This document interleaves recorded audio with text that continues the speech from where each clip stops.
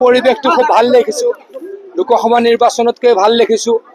আমাৰ এই অঞ্চলৰ সংখ্যালঘু ৰাইজে চামগুৰি বিধানসভাৰ উপ নিৰ্বাচনত যথেষ্ট ভোট দি আমাক জয়যুক্ত কৰাইছে।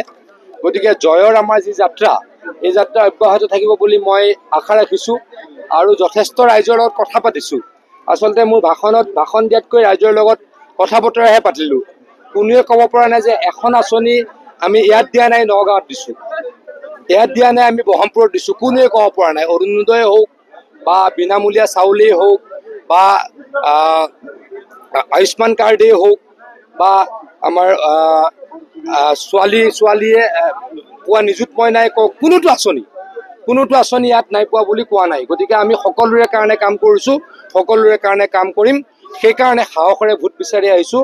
কংগ্ৰেছ দলে এই অঞ্চলৰ ৰাইজক ঠগাই, এই অঞ্চলৰ ৰাইজে যথেষ্ট সংখ্যক ৰাইজে লোকসভা নিৰ্বাচনত কংগ্ৰেছক ভোট দিলে।